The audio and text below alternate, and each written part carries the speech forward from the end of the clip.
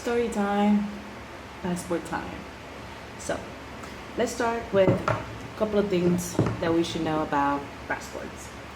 First of all,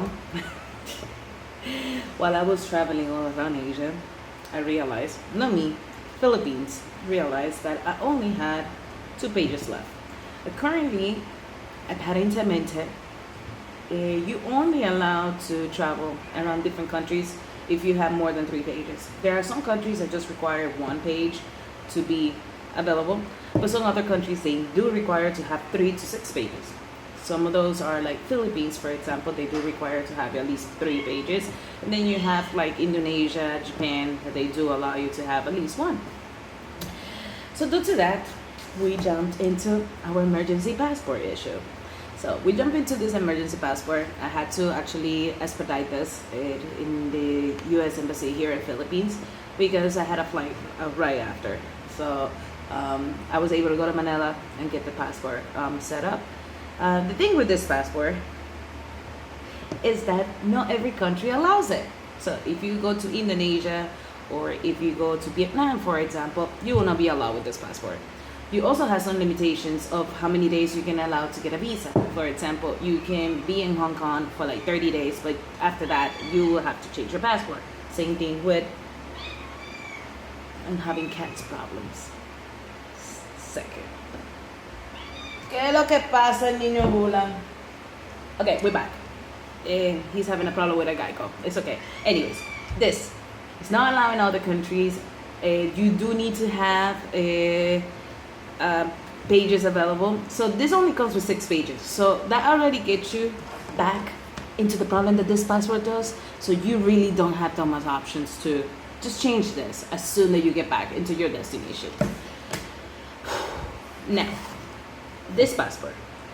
So for you to get to a regular passport, one of the things is that you do not have to pay again to get your regular passport. If you return your emergency passport, you basically are allowed to change to the regular one for free within the year period that you have your emergency passport.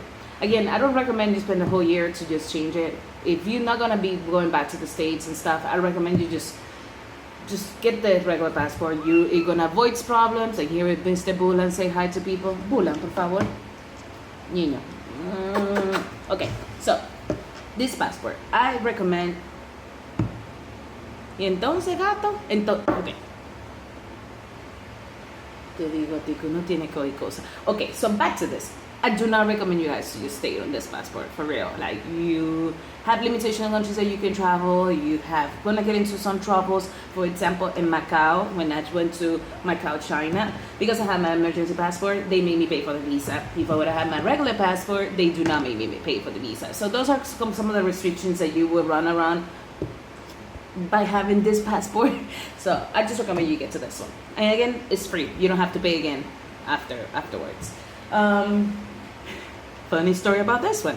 So I was able to get to the Philippines and actually get my regular passport within 8 days. And the reason of that is because Philippines didn't allow me back with emergency passport. So I had to actually like cry almost and tell them to please let me in from Hong Kong, which they actually allow me. Only took like 3 days being stuck in Hong Kong to be able to get my entry back to Philippines with emergency passport.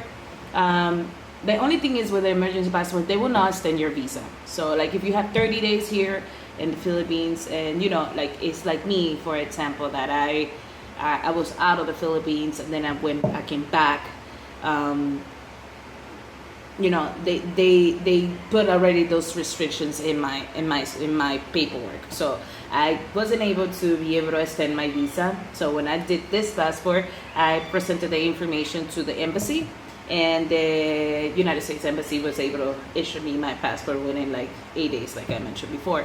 This typically take about 4 days, 4 weeks to 6 weeks. In some instances, it could be like 8 weeks. So again, it's just depending how your schedule is going and what you got going on and what country you're gonna be going on. Because again, like there's restrictions with this, and then there's things that you are allowed to do with this. In the right time, thank God, we actually got the regular passport, so now we're gonna be able to continue our travels and see what we got going on out there. This was good though, and this is a good experience. This is good to know. You know, you have to be able to get your pages. Make sure you got your pages. I would say if you get to like 4 pages, start changing your password curve.